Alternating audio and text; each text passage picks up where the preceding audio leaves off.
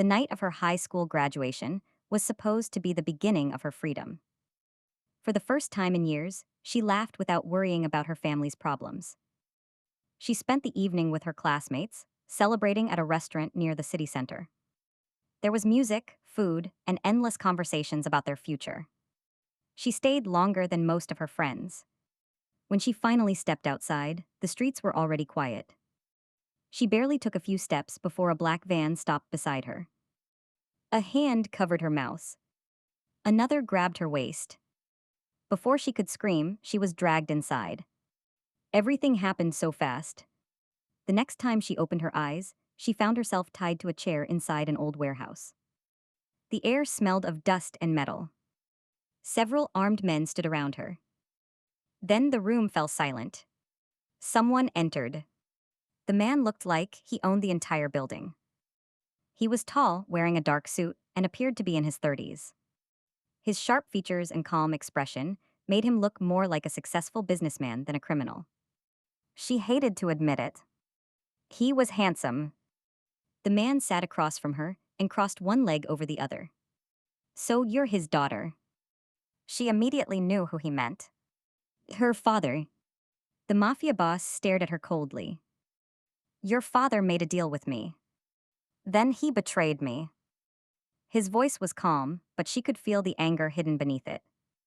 "He stole millions and disappeared." He leaned forward. "You will call him." She raised an eyebrow. "You'll tell him to prepare the ransom." For a second, she stared at him. Then she laughed. Not a nervous laugh. A genuine one. The men around them exchanged confused looks. The mafia boss frowned. "What's so funny?" She shook her head. "You really think my father would pay for me?" The room became silent. "He wouldn't spend a single dollar to save me." The mafia boss studied her face, trying to decide if she was lying. She wasn't. The smile slowly disappeared from her face. "My father only cares about himself." "So you're useless to me?" he asked. She tilted her head. "Not exactly." His interest was immediately captured. She leaned back against the chair. "Let's make a deal." The men around them looked shocked. A kidnapped girl was trying to negotiate with the man who kidnapped her. The mafia boss folded his hands. "What kind of deal?" "I'll give you every piece of information you need." His eyes narrowed. "What information?" She smiled. "Everything." The locations of his warehouses. His expression changed slightly. The names of his trusted men. The room grew quieter. The bank accounts he hides from everyone. The mafia boss sat up straighter. The routes he uses to move money. Now every man in the warehouse was staring at her.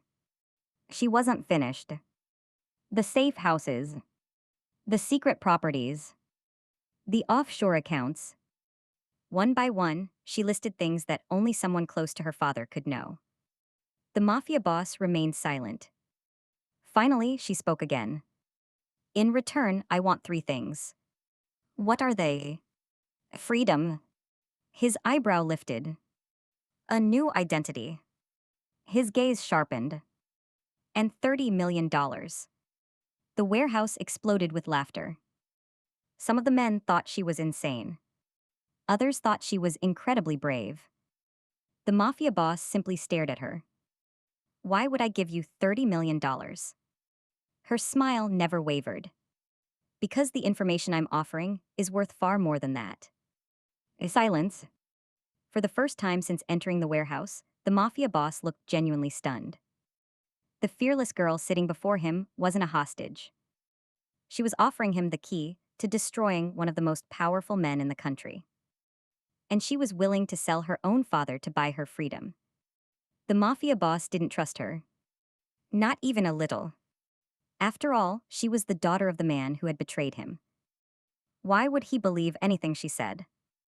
The warehouse had become quiet after her outrageous offer. Freedom. A new identity. $30 million. It sounded less like a negotiation and more like a robbery. The mafia boss leaned back in his chair.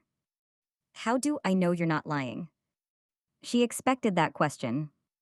Without hesitation, she named a warehouse on the outskirts of the city.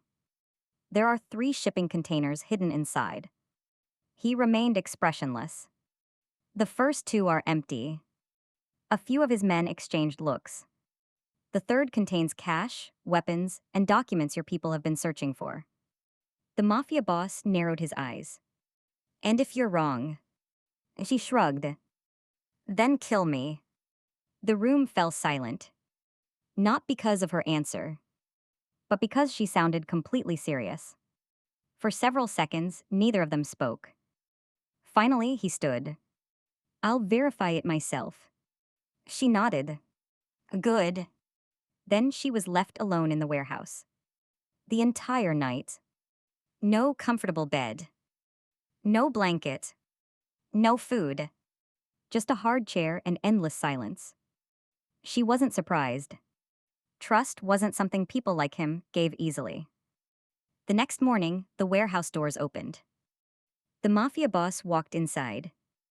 His dark eyes never left her. Behind him, several men looked excited.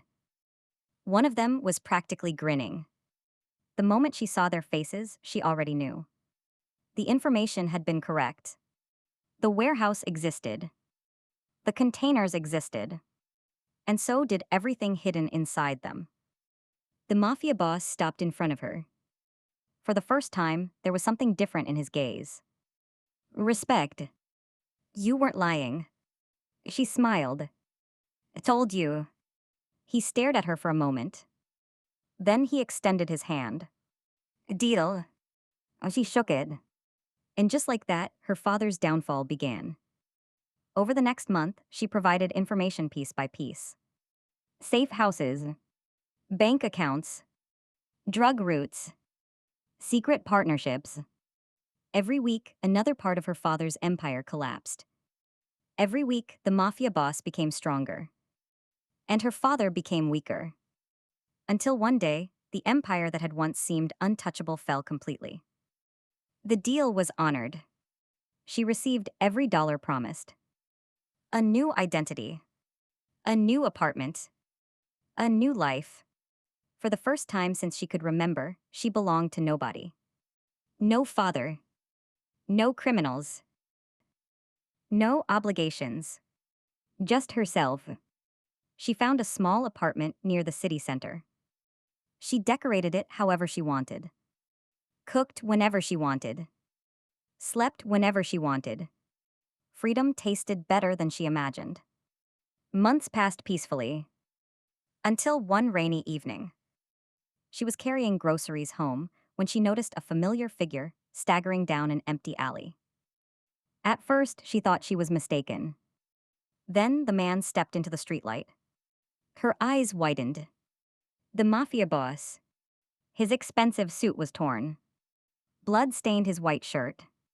His face looked pale. Before she could call out, his legs gave out beneath him. He collapsed onto the pavement. Damn it. She immediately regretted seeing him. She should walk away. Pretend she never noticed. That would be the smart thing to do. But after everything that had happened, she couldn't. With a frustrated sigh, she dragged his arm over her shoulder. You owe me for this. Somehow, after a long struggle, she managed to get him into her apartment. The next hour was spent cleaning wounds, bandaging cuts, stopping the bleeding. Fortunately, none of the injuries looked fatal. Exhausted, she finally collapsed onto her couch and fell asleep. The next morning, the mafia boss slowly opened his eyes. For a moment, he didn't recognize the room. Then he noticed the clean bandages wrapped around his injuries. Someone had treated him. A delicious smell drifted through the apartment. Food. Real food. His stomach growled. Following the scent, he walked toward the kitchen.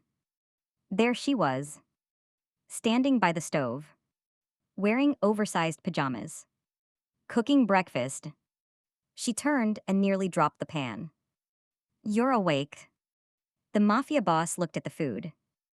Then at her. then back at the food. Without asking permission, he sat down. A few minutes later, he took a bite. Then another. Then another. She watched him suspiciously. Well, he remained silent, which annoyed her. So, he finally looked up. This is good. She blinked. That was the closest thing to a compliment she'd ever heard from him. The mafia boss calmly continued eating. For the first time in months, he felt strangely at peace. And for the first time since gaining her freedom, she had a feeling her life was about to become complicated again. At first, she thought it was a one-time thing. The mafia boss had been injured. She helped him. End of story. At least that was what she hoped. Unfortunately, reality had other plans. A week later, she came home from work carrying groceries. The moment she opened her apartment door, she froze. The coffee maker was running. The smell of fresh coffee filled the room. Slowly, she walked into the living room. There he was. The mafia boss. Sitting comfortably on her couch. Drinking her coffee.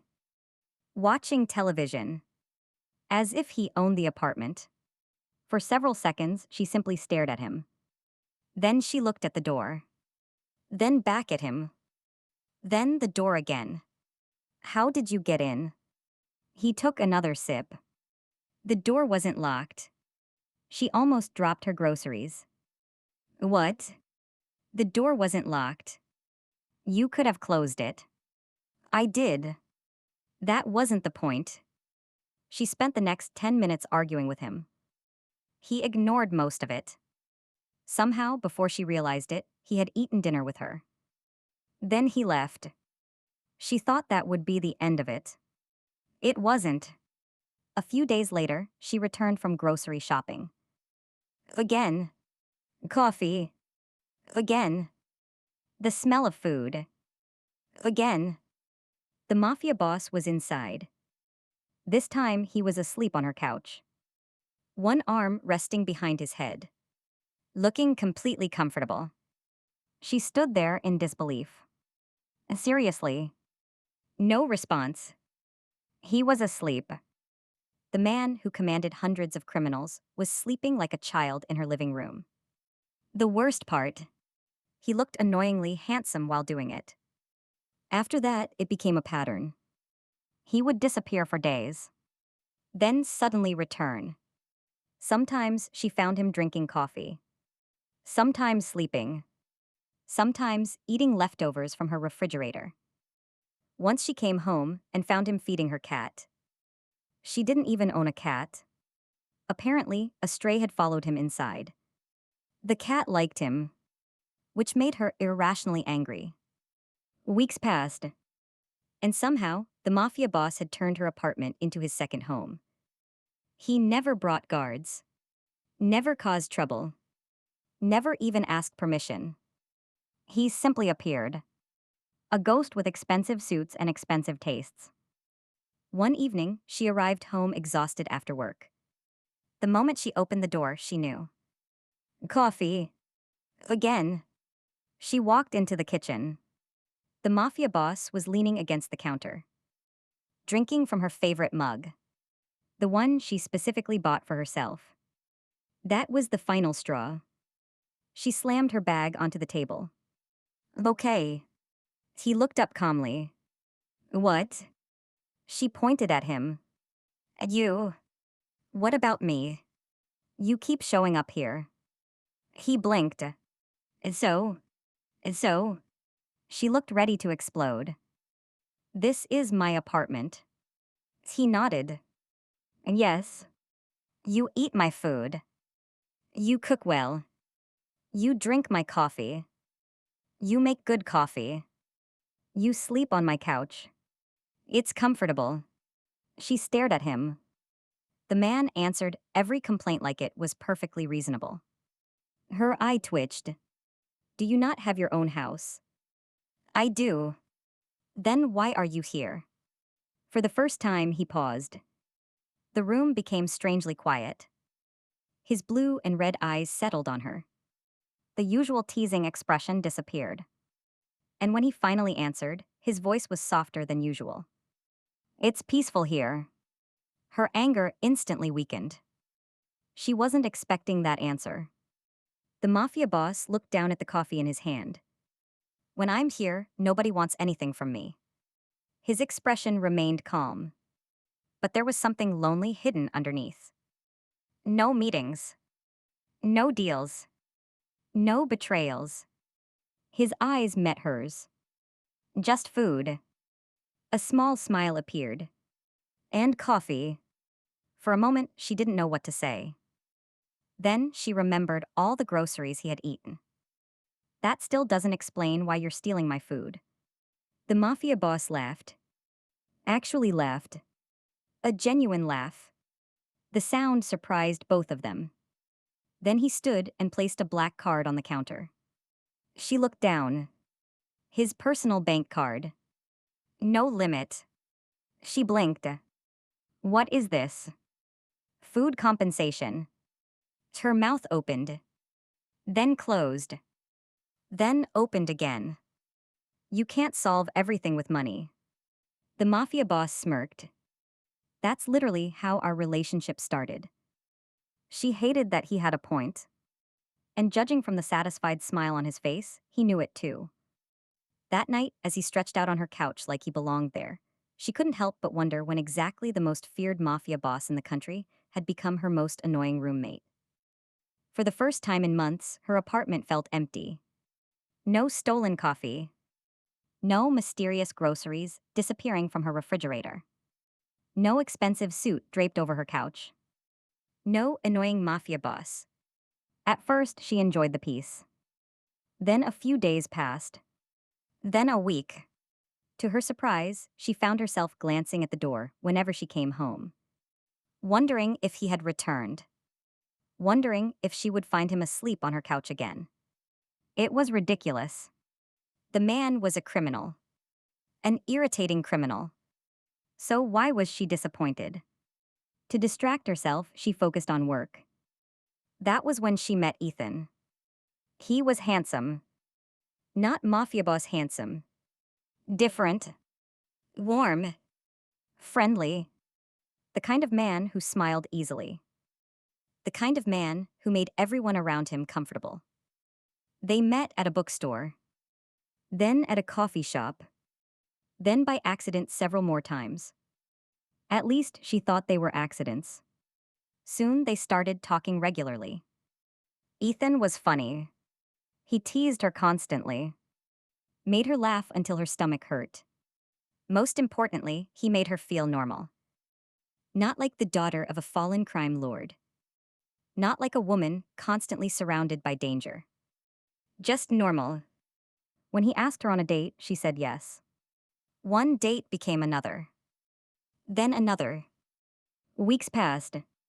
For the first time in years, she felt happy. One evening after dinner, Ethan walked her home. Rain poured from the dark sky. The city lights reflected off the wet streets. They stopped outside her apartment building. Neither seemed eager to say goodbye. Ethan smiled nervously. I've been wanting to do something. She tilted her head. What? His eyes softened. Kiss you. Her heart skipped a beat. After a moment, she nodded. Okay. Slowly, he leaned closer. The kiss was gentle. Sweet. Everything about Ethan was gentle. When they finally pulled apart, both of them were smiling. Neither noticed the black car parked across the street. Hidden beneath the heavy rain. Inside the vehicle, a man sat silently. Watching. His hands tightened around the steering wheel. His expression darkened with every passing second. The sight of another man touching her made something ugly twist inside his chest. Possessive. Jealous. Dangerous. For the first time in years, the mafia boss felt completely out of control. By the time she reached her apartment building, the black car was gone. She never knew it had been there. Still smiling from her date, she unlocked her apartment door. Or at least she tried to. The door was already unlocked. She sighed. Of course. He was back. After disappearing for weeks, he had finally returned. She could already imagine the scene. Him drinking her coffee, eating her food, sleeping on her couch. Nothing new. She pushed the door open. Kale. The apartment was dark. No answer. Her smile faded. Kale. Still nothing. Then she noticed a figure sitting in the shadows. Motionless. Waiting. Something felt wrong. Very wrong. The air felt heavier. Colder. Dangerous. Slowly, Kale stood. His black and white hair was slightly wet. Rainwater still clung to his suit. His mismatched eyes locked onto hers. Red. Blue. Neither held their usual amusement. Only anger. A quiet anger that made her stomach tighten. Kale. She took a cautious step forward. What happened? He didn't answer. Instead, he walked toward her. One step. Then another. She instinctively stepped backward. Kale. Before she could finish speaking, he reached her. A second later, she found herself sitting on the couch. Not hurt. Not frightened. Just shocked. Kale braced one hand against the back of the sofa and stared down at her. His jaw was clenched. His eyes dark. For a long moment, neither spoke. Then his voice finally broke the silence. Did you have fun tonight? Her heart skipped. The question sounded calm. Too calm. And somehow, that made it far more dangerous. Because for the first time since she'd known him, the Mafia boss wasn't acting like a guest in her apartment. He was acting like a man who believed he had been replaced. Her heart pounded. Kale was so close. Close enough that she could see every detail of his face. Close enough that she could feel the warmth radiating from him. For a brief moment, she thought she knew what was about to happen. The way he was staring at her. The way his hand gripped the back of the couch. The dangerous look in his eyes. Her breath caught.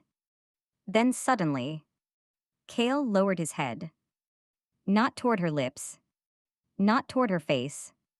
Instead, his forehead rested beside her shoulder. His head stopped near the left side of her neck. She froze. The position was strangely intimate. She could feel his warm breath against her skin. Slow. Heavy. Controlled. As if he was struggling to calm himself down. The room became silent. Neither of them moved. Seconds passed. Then a minute. She could hear her own heartbeat. Kale remained there saying nothing. The anger rolling off him earlier hadn't disappeared. If anything, it felt more dangerous now. Finally, he took a deep breath and straightened. The sudden distance felt strange. His expression had returned to its usual calm mask. Almost. The storm was still hiding underneath. Get dressed. She blinked. What? We're going somewhere. Confusion immediately replaced her nervousness. What are you talking about? Kale walked toward the kitchen. As I said, he poured himself a glass of water. We're leaving. She stared at him. No. The answer came instantly. Kale paused. Slowly, he turned toward her. No. I'm not going anywhere. She crossed her arms. You disappear for weeks. No reaction. You show up in my apartment. Still nothing. You scare me half to death. His expression remained unreadable. And now you expect me to follow you somewhere in the middle of the night. A silence. Then Kale set down the glass. The sound echoed through the apartment. His mismatched eyes met hers. Red. Blue. Cold. Dangerous. Suddenly, the room felt much smaller. This wasn't the annoying man who stole her coffee. This wasn't the man sleeping on her couch. This was the Mafia boss. The man who had built an empire from nothing. The man feared by hundreds. The man who had destroyed her father's organization in less than a month. For the first time in a long while, she remembered exactly who he was. Cale took a step forward. Not threatening. Not aggressive. Yet somehow more intimidating than either. His voice was calm. Get dressed. The command wasn't loud. But it left little room for argument. She opened her mouth. Then immediately closed it. Every instinct told her this wasn't the time to challenge him. Whatever had happened tonight had pushed him somewhere dangerous. And until she knew why, she wasn't sure she wanted to test his patience. After a long moment, she sighed dramatically. This better not be another kidnapping. For the first time that evening, a small smile tugged at the corner of Cale's mouth. You complain too much. And you break into apartments. Fair point. She rolled her eyes and headed toward her room. As she closed the bedroom door behind her, one question kept repeating in her mind. Where exactly was Cale taking her? And why did she have a feeling it had something to do with the man she had kissed earlier that night? Out in the living room, Cale stared out the rain-covered window. His expression darkened once more. Somewhere across the city, a certain man was probably still smiling about that kiss. The thought alone made Cale's jaw tighten. No. Tonight, they were going to settle a few things. The ride in Cale's limousine was suffocatingly silent. She sat on the plush leather seat, as far from him as the spacious cabin allowed, but his presence filled every inch of space. The city lights blurred past the tinted windows, painting streaks of color across his sharp profile. He stared straight ahead, his jaw set like stone, his mismatched eyes fixed on nothing. The air was thick with a tension she could physically feel, a cold anger radiating from him that had nothing to do with the storm brewing outside. She wanted to ask, to demand to know what was wrong, but the cold, dangerous aura he exuded was a clear warning. So she just wrapped her arms around herself and watched the city disappear, replaced by the high walls and iron gates of his estate. The limousine glided to a stop in front of a mansion that was less of a home and more of a fortress. It was imposing, dark, and utterly silent, much like its owner. A butler materialized from the shadows to open her door, his expression perfectly neutral. Cale was already out, standing on the grand marble steps waiting for her. He didn't offer his arm or speak a word. He simply turned and walked inside, expecting her to follow. The interior was just as intimidating.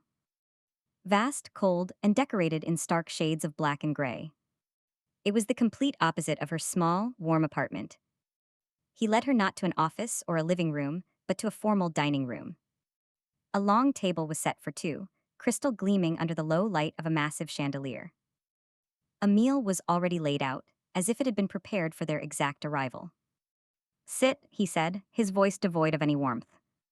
He pulled out her chair, a gesture that would have been gentlemanly if it hadn't felt like a command. She sat, her hands trembling slightly in her lap. He took the seat opposite her, the enormous length of the table between them doing little to diminish his intimidating presence.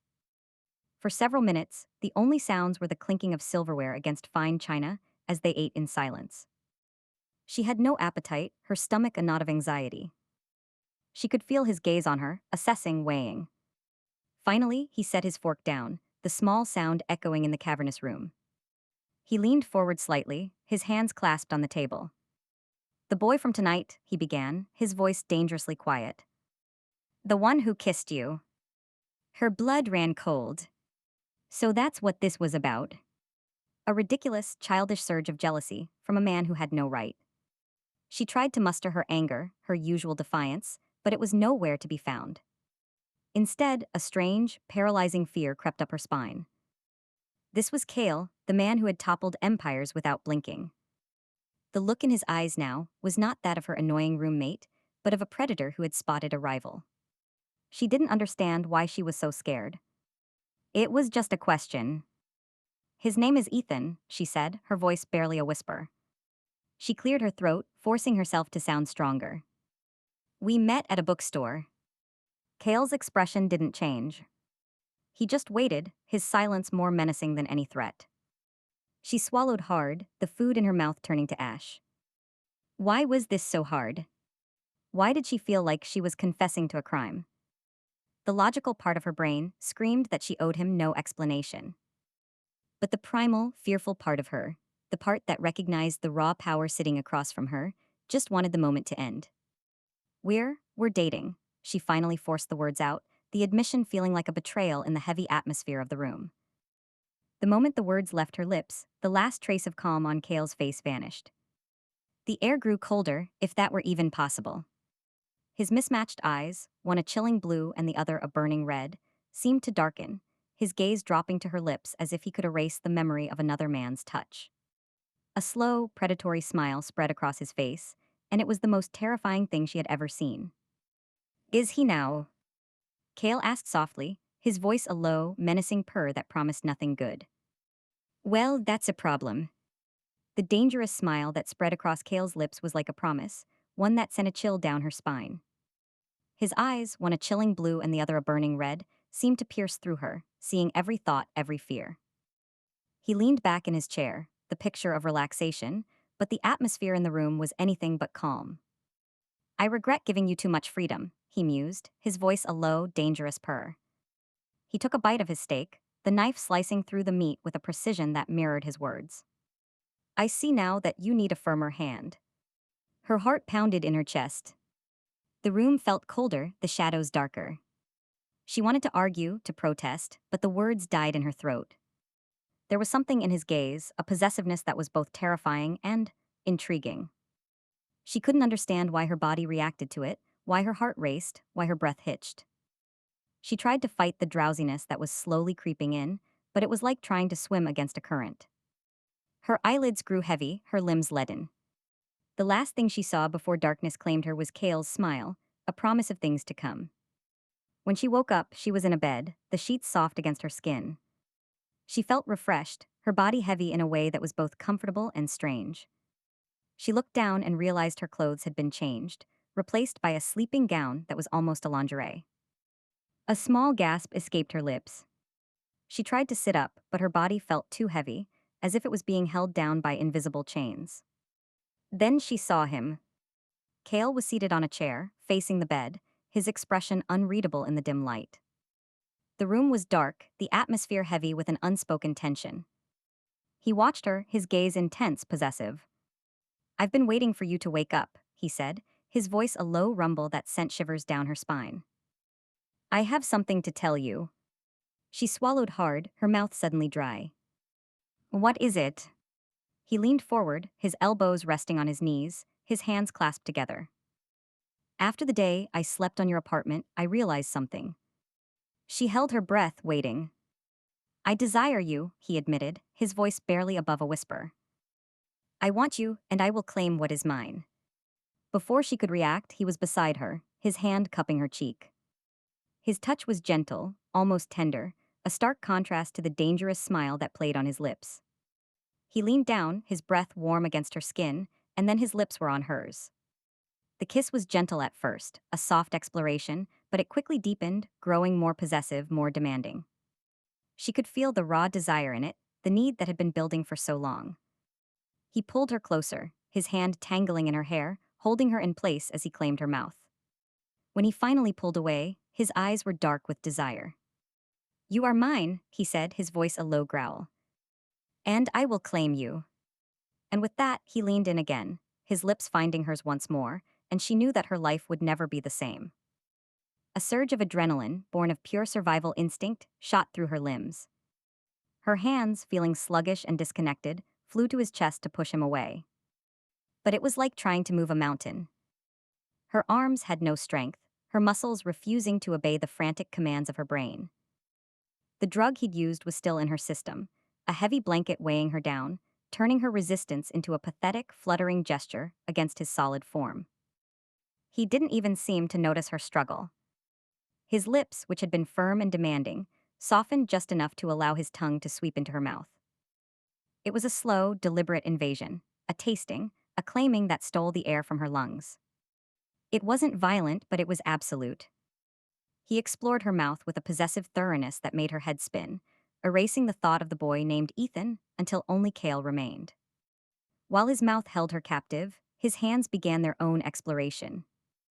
One hand slid from her cheek down the curve of her neck, its heat searing her skin, before coming to rest possessively at the small of her back. The other traveled a slower, more torturous path. It traced the line of her jaw, drifted over her collarbone, and then began a maddeningly slow descent down the outside of her thigh. The sheer fabric of the sleeping gown did nothing to dull the intensity of his touch. It felt like he was branding her with his fingerprints. He hooked his fingers under the hem of the gown, his knuckles brushing against her skin. With agonizing slowness, he began to lift it, the cool air of the room a shocking contrast to the fire of his touch as he exposed more and more of her legs. The fabric bunched at her hips, and she felt a wave of dizzying vulnerability. "Kale," she gasped, his name a breathy plea against his lips as she finally managed to turn her head away. You're almost twice my age." He paused, his face hovering just above hers. A dark, knowing look entered his mismatched eyes. He didn't retreat. Instead, he lowered his head, his lips brushing against the shell of her ear. "And," he murmured, his voice a low, resonant hum that vibrated through her entire body. "I'm a man who knows what he wants. And I've waited long enough." His words were the final blow to her crumbling defenses. He gave the gown one final tug, pulling it up and over her head in a single, fluid motion. The cool air washed over her now bare skin, pebbling her nipples. She lay before him in nothing but a simple lace bra and panties, her chest rising and falling with shallow, panicked breaths. His gaze was a physical weight, hot and possessive, as it roamed over her. He saw everything, every flaw, every tremble, and the raw appreciation in his eyes was more terrifying than any anger. He reached behind her, his fingers fumbling with the clasp of her bra for a moment before it sprang free. He slid the straps down her arms and tossed the garment aside, leaving her completely exposed to his hungry eyes. He didn't pounce. He didn't rush. That was the most maddening, mind-breaking part of it all. He lowered his head, but not to her lips. He pressed a soft, almost reverent kiss to the hollow of her throat. Then another to her collarbone. His hands, which had been still, began to move again. One splayed across her stomach, his thumb stroking circles just below her navel, a dangerously intimate gesture. The other traced the curve of her hip, his fingers digging into her flesh just enough to hold her in place. His mouth followed the path of his hands. He kissed a slow, deliberate line down her chest, bypassing the peaks she was both dreading and anticipating. He took his time, as if he had all the time in the world to memorize the landscape of her body. Each kiss was a small spark, each touch a lick of flame, and the combined heat was building into an inferno low in her belly. Her mind, which had been screaming in protest, began to go quiet. The fear was still there, a thrumming undercurrent, but it was being drowned out by something else. Something warm and heavy and overwhelmingly pleasurable. His gentle, patient assault was more effective than any force could have been. He was dismantling her piece by piece, not with violence, but with a devastatingly slow and thorough seduction. When his mouth finally closed over one tight peak, she couldn't stop the soft cry that escaped her lips. Her mind, once her fortress, was almost lost, melting into a haze of sensation under the relentless, gentle mastery of the man who had decided she was his. The last threads of her resistance were fraying, snapping one by one under the relentless, gentle assault of his mouth. Her mind, once a fortress of logic and fear, was now a fog of sensation, a swirling haze where pleasure was the only compass. She was adrift, lost in the sea of sensation he was creating, and a part of her didn't want to be found. His hand, which had been stroking her stomach, began to drift lower. His fingers traced the delicate skin just above the line of her panties, a teasing, maddening caress that made her hips arch involuntarily. He was testing her, learning her, and every gasp, every shudder was a victory for him. Finally, his fingers dipped beneath the lace, his knuckles brushing against the damp curls there. The touch was electric, a jolt that shot straight through her, making her cry out his name again, though this time it sounded less like a protest and more like a prayer. He didn't rush. His fingers explored her with the same patient thoroughness he had shown the rest of her body. He traced the folds, learning her shape, his touch light enough to be a torment. Then, with a slow, deliberate pressure, he found the sensitive bundle of nerves at her core. He circled it once, twice, and a wave of pleasure so intense it was almost painful washed over her. Her back arched off the bed, her hands fisting in the sheets as a strangled moan escaped her lips. He was playing her like an instrument, and she was completely, utterly at his mercy. Just as she thought she couldn't bear any more, he shifted. He moved down her body, his mouth leaving a trail of fire in its wake. He settled between her thighs, his broad shoulders forcing them wider, opening her completely to his gaze. She felt a moment of stark, terrifying vulnerability, but it was quickly forgotten as he lowered his head. His breath was warm against her most intimate flesh, a tantalizing promise of what was to come. Then his tongue was on her. It was a slow, deliberate lick, from her entrance to her clit, and it was the most exquisite, mind-shattering thing she had ever felt. Her entire body trembled, a violent shudder of pure, unadulterated pleasure. He didn't stop. He began to explore her with his mouth, his tongue a masterful instrument of pleasure. He licked and sucked, his movements slow and deliberate, building a tension inside her that was almost unbearable. He focused his attention on her clit, his tongue flicking against it in a maddening rhythm that had her writhing beneath him. Her hands flew to his hair, her fingers tangling in the soft strands, holding him to her as she chased the pleasure he was giving her. He could feel her body tightening, the tension coiling in her stomach, a sign that she was close. He increased the pressure, his tongue moving faster, his lips closing around her clit as he sucked gently. The combination was too much. The pleasure exploded inside her, a white-hot wave that washed over her, stealing her breath and her senses. She cried out his name, her body convulsing as the orgasm ripped through her, leaving her breathless and trembling. But he wasn't done. He continued his assault, his mouth and tongue working together to prolong her pleasure, pushing her higher and higher until she was a sobbing, writhing mess beneath him. She was lost, completely and utterly lost in the pleasure he was giving her mind shattered into a million pieces, her body a vessel for his desire. And as she lay there, spent and trembling, she knew with a terrifying certainty that she was his, body and soul. The world had dissolved into a haze of white-hot pleasure. She was no longer a person, but a collection of nerve endings, all of them screaming under the expert ministrations of his mouth. She lost count of the orgasms, each one cresting higher than the last, until she was a trembling, sobbing mess, her body slick with sweat and her own release. Her mind was blank, her thoughts scattered, her will completely and utterly shattered. She was his. Finally, he pulled away, his face glistening with her essence. He looked up at her, his mismatched eyes burning with a possessive fire that took her breath away. He was breathing heavily, his chest rising and falling with each ragged gasp, and she could see the fine sheen of sweat on his brow. He was fighting for control, fighting the monster that clawed at the inside of his skin, desperate to be unleashed. He rose from the bed, his movements fluid and predatory. He stood before her, his eyes never leaving hers as he began to undress. His shirt was the first to go, revealing a chest that was sculpted with muscle, a tapestry of old scars that only added to his dangerous allure. Then his hands went to his belt, the sound of the buckle unbuckling echoing in the silent room. He removed his pants and his underwear in one swift motion, and her breath hitched in her throat. He was magnificent. And terrifying. His cock was long and thick, a testament to his raw, masculine power. It stood erect, a rigid, demanding presence that promised both pleasure and pain. He was a man who knew what he wanted, and what he wanted was her.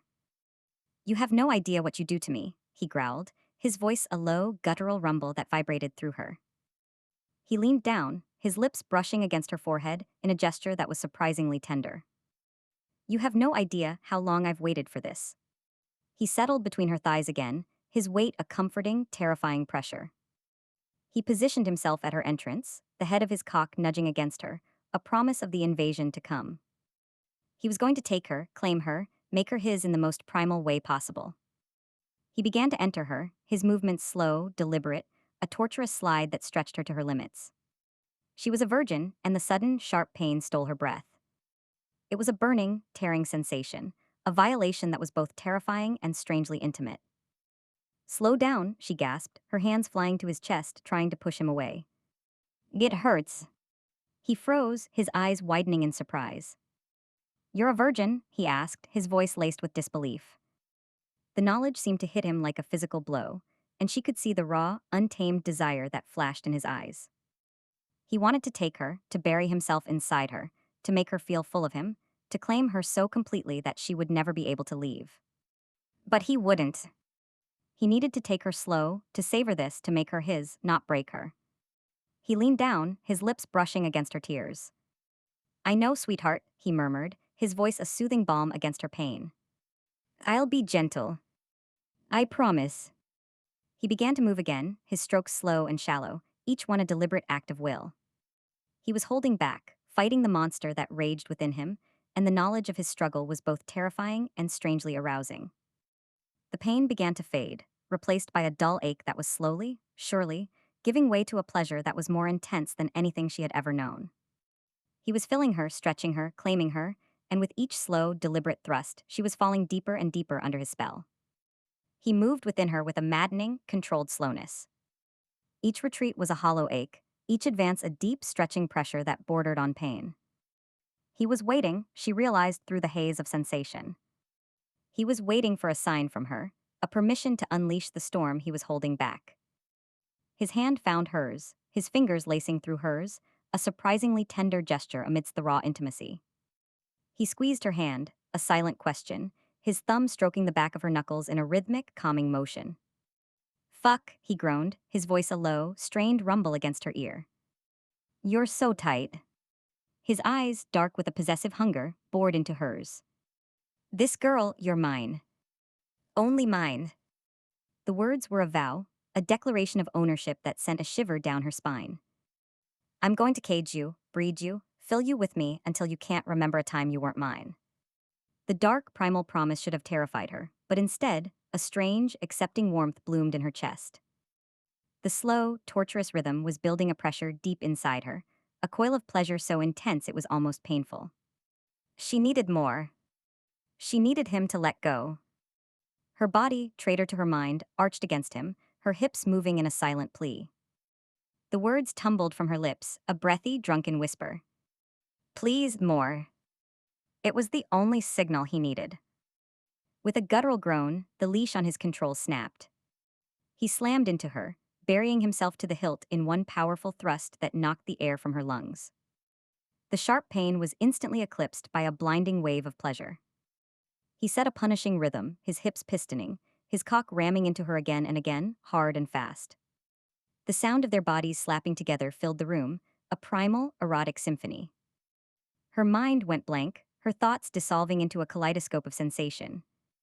She was completely at his mercy, a vessel for his raw, untamed desire. Drool escaped the corner of her mouth, her body too overwhelmed to even remember to swallow. He captured her lips in a rough, demanding kiss, his tongue claiming her mouth with the same possessive force he was claiming her body. It was a kiss of ownership, of domination, and she surrendered to it completely. She could feel him swelling inside her, his thrusts becoming more erratic, more desperate. With a final, powerful thrust, he buried himself deep inside her and came, his hot release flooding her, a claiming mark that seared her from the inside out. The feeling of him filling her pushed her over the edge, and she shattered, her orgasm ripping through her with the force of a tidal wave. He collapsed against her, his weight a comforting, grounding presence. He wasn't done, she could feel it in the still hard length of him, but when he lifted his head to look at her, he saw that she had lost consciousness, her body finally succumbing to the overwhelming pleasure. A soft, almost tender expression crossed his face. He gently withdrew from her, his movements surprisingly careful. He leaned down and pressed a soft kiss to her forehead, a stark contrast to the rough, demanding man he had been just moments before. He went into the bathroom and returned with a wet towel, his touch gentle as he cleaned her, his movements almost reverent. When he was done, he slid into bed beside her, pulling the covers over them both. He gathered her into his arms, her body limp and pliant against his. He watched her sleep, a sense of satisfaction settling over him. She was his. Finally, completely and utterly his. And he would never let her go. Cocktails with foes, that's my favorite blend. No, I don't make friends, I make connections that don't end. Let's play truth or dare. Tell me, love, do you even care? I wonder if you can win this game, 'cause liars burn fast in my flame. Truth or dare, step inside my snare. Risk it all if you even dare. Your soul's on the line, don't blink tonight. You might lose more than the fight.